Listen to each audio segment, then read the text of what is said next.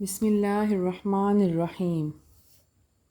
حجۃ الوداع سے واپسی کے بعد حضرت صلی اللہ علیہ وآلہ وسلم نے سفر آخرت کی تیاری شروع فرما دی۔ وہ تسبیح و تمہید اور توبہ اور استغفار میں مشغول ہو گئے۔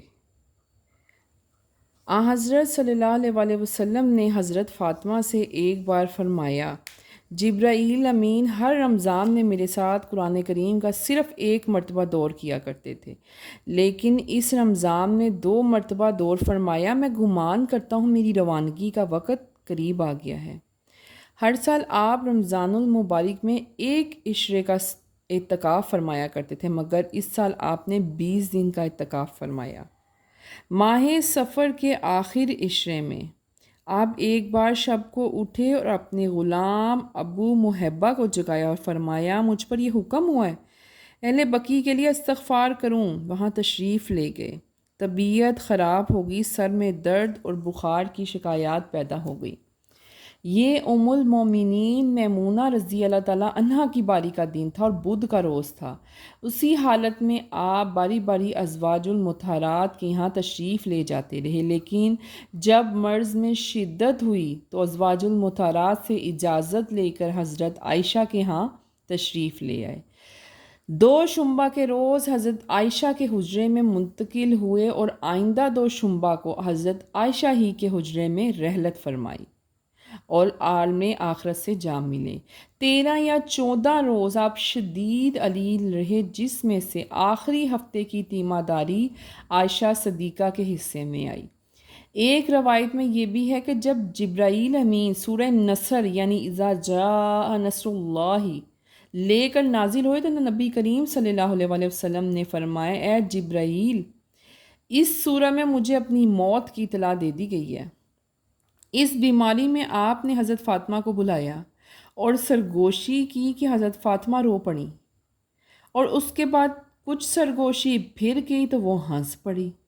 عائشہ صدیقہ کہتی ہے کہ ہم نے آپ کی وفات کے بعد حضرت فاطمہ سے اس کا سبب دریافت کیا تو حضرت فاطمہ نے کہا، پہلے آپ نے مجھ سے یہ فرمایا کہ جبرائیل مجھ سے ہر سال رمضان میں قرآن کا 1 مرتبہ دور کیا کرتے تھے، اس سال 2 مرتبہ دور کیا، میرا خیال ہے کہ اسی بیماری میں میری وفات ہوگی۔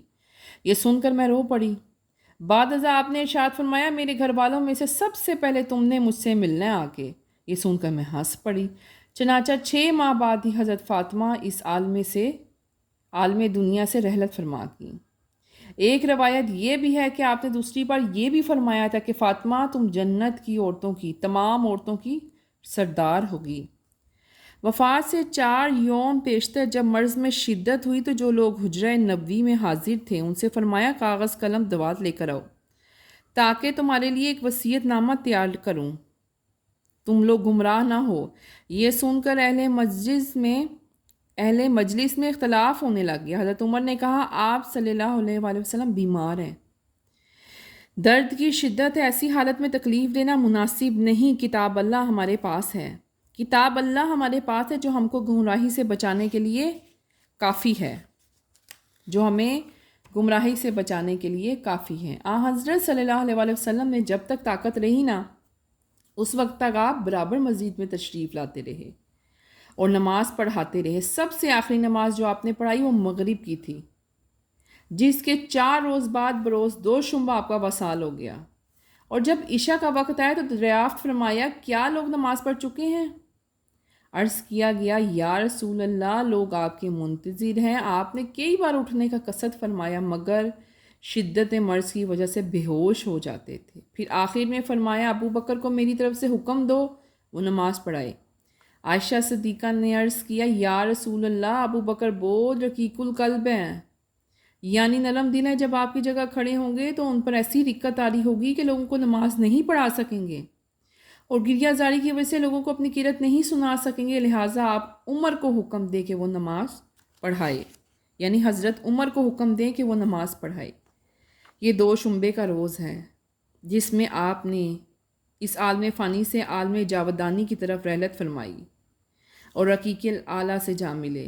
اسی 2 شنبہ کی صبح آپ نے حجرہ کا پردہ اٹھایا تھا اور لوگوں کو صف باندھے دیکھا۔ صبح کی نماز میں مشغول تھے صحابہ کرام، آپ سب کو دیکھ کر مسکرائے۔ اتنے میں صدیق اکبر نے ارادہ کیا کہ سارے پیچھے ہٹیں۔ آپ صلی اللہ علیہ وسلم نے ارشاد فرمایا، اشارے سے انہیں ارشاد فرمایا نماز پوری کرو، نہیں ہٹنا، نماز پوری کرو۔ پھر آپ نے پردہ نیچے کر دیا حجرے کا اور اندر واپس تشریف لے گئے۔ صدیق اکبر جب صبح کی نماز سے فارغ ہوئے تو حجرہ مبارک میں گئے۔ آپ کو دیکھ کر عائشہ صدیقہ سے کہا، میں دیکھتا ہوں کہ رسول اللہ صلی اللہ علیہ وآلہ وسلم کو اب سکون ہے، جو کرب اور بے چینی پہلے تھی نا وہ اب جا چکی ہے، اب وہ پہلے سے بہتر مجھے لگ رہی ہیں۔ لوگ تو یہ سمجھ کر آپ کو اب فاقہ ہو گیا ہے، سکون ہے، منتشر ہو گئے نا، کچھ دیر نہ گزری تھی کہ عالم نزاع شروع ہو گیا۔ عائشہ صدیقہ کی آغوش میں سر رکھ کر لیٹ گئے۔ اتنے میں حضرت عائشہ کے بھائی عبد الرحمن بن ابی بکر ہاتھ میں مسواک لے کر آ گئے۔ آپ ان کی طرف دیکھ کر کہنے لگے، میں نے عرض کیا ہے یا رسول اللہ، کیا میں آپ کے لیے بھی مسواک لے لوں؟ آپ نے اشارہ کیا ہاں۔ میں نے کہا میں اس کو نرم کر دوں؟ آپ صلی اللہ علیہ وسلم نے اشارہ فرمایا ہاں۔ میں نے چبا کر مسواک نرم کر دی اور ان کو دی۔ آپ کے پاس پانی کا ایک پیالہ رکھا ہوتا تھا۔ درد سے بتاب ہو کر بار بار ہاتھ اس پیالے میں ڈالتے اور منہ میں پھیر لیتے اور یہ کہتے جاتے، لا الہ الا اللہ ان للموت، لا الہ الا اللہ ان للموت سکرات۔ اللہ کے سوا کوئی معبود نہیں، بے شک موت کی بہت سختیاں ہیں، بڑی سختیاں ہیں۔ اور پھر آسمان کی طرف دیکھ کر انگلی اٹھا کر فرمایا، اللہم فی الرفیق الاعلیٰ، اے اللہ میں رفیق الاعلیٰ میں جانا چاہتا ہوں، جو انبیاء اور مرسلین کا مسکن ہے وہاں جانا چاہتا ہوں۔ عائشہ صدیقہ فرماتی ہے، میں بار بار آپ سے سن چکی تھی، کئی بار آپ سے سن چکی تھی، کسی پیغمبر کی روح اس وقت تک قبض نہیں کی جاتی جب تک اس کا مقام جنت میں اس کو دکھلا نہ دیا جائے اور اس کو اختیار نہ دیا جائے کہ وہ دنیا اور آخرت میں جس کو چاہے اختیار کرے، وہ دنیا اور آخرت میں جس کو چاہے اختیار کرے۔ جس وقت آپ کی زبان سے کلمات نکلے میں اسی وقت سمجھ گئی اب آپ ہم میں نہ رہیں گے، اب آپ خداوندی قرب خداوندی اختیار کر لیں گے۔ الغرض آپ کی زبان مبارک سے یہ کلمات نکلے، اللہم فی الرفیق الاعلیٰ، اور روح المبارک عالم بالا کو پرواز کر گئی، دست مبارک نیچے گر گیا۔ یہ جاں گزار اور روح فرزاں واقعہ جس نے دنیا کو نبوت اور رسالت کے فیوز و برکات اور وحی ربانی کے انوار و تجلیات سے محروم کر دیا، 12 ربیع الاول کو پیش آیا۔ اس وقت آپ کی عمر 63 سال کی تھی۔ اس خبر قیامت اثر کا کانوں میں پہنچنا تھا کہ قیامت آ گئی۔ سنتے ہی صحابہ کے ہوش اڑ گئے، تمام مدینہ میں تہلکہ پڑ گیا۔ جو اس جاں گزار واقعے کو سنتا تھا شجدہ اور حیران رہ جاتا تھا۔ عثمان غنی ایک سکتے کے عالم میں تھے، دیوار سے پشت لگائے بیٹھے تھے، شدید غم کی وجہ سے کسی سے بات نہیں کر سکتے تھے۔ حضرت علی کا کیا حال تھا، زارو قطار روتے تھے، روتے روتے بے ہوش ہو گئے۔ عائشہ صدیقہ اور ازواج المطہرات پہ جو صدمہ اور علم کا پہاڑ گرا اس کا پوچھنا ہی کیا۔ حضرت عباس بھی پریشانی میں سخت بے حواس تھے۔ حضرت عمر کی پریشانی اور حیرانی سب ہی سے بڑی تھی۔ صدیق اکبر آپ صلی اللہ علیہ وسلم سے اجازت لے کر گھر چلے گئے جو مدینہ سے 1 کوس کے فاصلے پر تھا۔ صدیق اکبر تو چلے گئے اور زوال کے وقت حضور پر نور کا وصال ہو گیا۔ حضرت ابو بکر کو جب اس جاں گزار حادثے کی خبر پہنچی تو فوراً گھوڑے پر سوار ہو کر مدینہ منورہ پہنچے۔ پہلے مسجد نبی کے دروازے پہ گھوڑے سے اترے اور حزین و غمگین حجرہ مبارک کی طرف بڑھے۔ عائشہ صدیقہ سے اجازت لے کر اندر داخل ہوئے۔ حضرت صلی اللہ علیہ وسلم بستر مبارک پہ تھے، تمام ازواج المطہرات آپ کے گرد بیٹھی ہوئی تھی ابو بکر آمد کی وجہ سے سوائے عائشہ صدیقہ کے سب نے منہ ڈھک لیے اور پردہ کر لیا۔ صدیق اکبر نے چہرہ انور کو چادر سے ہٹایا اور پیشانی مبارک پر بوسہ دیا اور خوب روئے، خوب زارو قطار رونے لگ گئے۔ جب غسل کا ارادہ کیا تو سوال پیدا ہوا کپڑے کیسے اتارے جائیں یا نہیں اتارے جائیں۔ سب پر ایک غنودگی طاری ہوگی اور غیبی طور پر آواز سنائی دی کہ اللہ کے رسول کو برہنہ نہ کرو، کپڑوں میں ہی غسل دو، کپڑوں میں ہی غسل دو۔ چنانچہ پیرہن مبارک میں ہی آپ کو نہلایا گیا اور بعد میں نکال لیا گیا۔ حضرت علی اور حضرت عباس اور ان کے دونوں صاحبزادے کروٹیں بدلتے رہے۔ اسامہ اور شکران پانی ڈال رہے تھے۔ غسل کے بعد سہول کے بنے ہوئے 3 کپڑوں میں آپ کو کفن دیا گیا جس میں قمیض اور امامہ نہیں تھا، اور وہ پیراہن جس میں آپ کو غسل دیا گیا وہ اتار لیا گیا۔ اب سوال پیدا ہوا آپ کہاں دفن ہوں گے؟ صدیق اکبر نے کہا میں نے حضرت صلی اللہ علیہ وآلہ وسلم کو یہ فرماتے ہوئے سنا ہے کہ پیغمبر اسی جگہ دفن ہوتے ہیں جہاں ان کی روح قبض ہوتی ہے، چنانچہ اسی جگہ آپ کا بستر ہٹا کر قبر کھودنا تجویز ہوا۔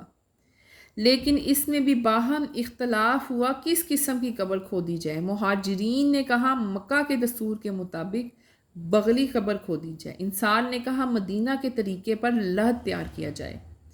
ابو عبیدہ بغلی قبر اور ابو طلحہ لحد کھودنے میں ماہر تھے، چنانچہ دونوں کو بلانے کے لیے آدمی بھیج دیا گیا، جون سا شخص پہلے آئے گا وہ اپنا کام کرے گا۔ چنانچہ ابو طلحہ پہلے آ چکے اور آپ کے لیے لحد تیار کی گئی اور قبر کو کوہان کی شکل میں بنا دیا گیا۔ منگل کے روز جب آپ کی تجہیز و تفکین سے فارغ ہوئے تو جنازہ شریف کو قبر کے کنارے پر رکھا گیا۔ ایک ایک گروہ حجرہ شریف میں آتا تھا اور تنہا نماز پڑھ کر واپس آ جاتا تھا، کوئی کسی کی امامت نہیں کرتا تھا، الگ الگ بغیر امام کے سب نماز پڑھ کے واپس آ جاتے تھے۔ لوگوں نے صدیق اکبر رضی اللہ تعالیٰ عنہ سے دریافت کیا کیا رسول اللہ صلی اللہ علیہ وآلہ وسلم کی جنازے کی نماز پڑھی جائے؟ آپ نے فرمایا جنازہ پڑھو۔ لوگوں نے کہا کس طرح؟ ابو بکر رضی اللہ تعالیٰ عنہ نے کہا لوگوں کا ایک ایک گروہ حجرے میں جائے، تکبیر کے درود پڑھے اور دعا پڑھے اور باہر آ جائے، پھر دوسرا گروہ داخل ہو، اسی طرح تکبیر پڑھے، درود پڑھے اور دعا کے بعد واپس آ جائیں، اسی طرح سب لوگ نماز ادا کریں۔ آپ نے ایک روز مرض الوفات میں اہل بیت کو حضرت عائشہ کے گھر میں بلایا اور اہل بیت سے دریافت کیا۔ اہل بیت نے دریافت کیا یا رسول اللہ آپ کے جنازے کی نماز کیسے پڑھے، کون پڑھائے گا؟ آپ صلی اللہ علیہ وسلم نے فرمایا جب میری تجہیز و تفکین سے فارغ ہو جاؤ نا، تھوڑی دیر کے لیے حجرے سے باہر چلے جانا، سب سے پہلے مجھ پر جبرائیل نماز پڑھیں گے، پھر میکائیل، پھر اسرافیل، پھر ملک الموت، پھر باقی فرشتے، اس کے بعد تم ایک ایک گروہ کر کے اندر آنا اور مجھ پر صلوات و سلام پڑھنا۔ دوشنبہ دوپہر کا وقت آپ کا وصال ہوا، یہ وہی دن تھا، وہی وقت تھا جب آپ ہجرت کر کے مکہ سے مدینہ میں داخل ہوئے تھے، یہ وہی وقت تھا جب آپ کو دفن کیا گیا۔ حضرت علی اور حضرت عباس اور ان کے دونوں صاحبزادوں نے آپ کو قبر میں اتارا۔ جب دفن سے فارغ ہوئے تو کوہان کی شکل میں آپ کی تربت تیار کی اور پانی چھڑکا۔ حضرات صحابہ کرام رضی اللہ تعالیٰ عنہ دفن سے فارغ ہو کے کفل افسوس ملتے ہوئے اور خون کے آنسو بہاتے ہوئے اور اس مصیبت کبریٰ پر انا للہ و انا الیہ راجعون پڑھتے ہوئے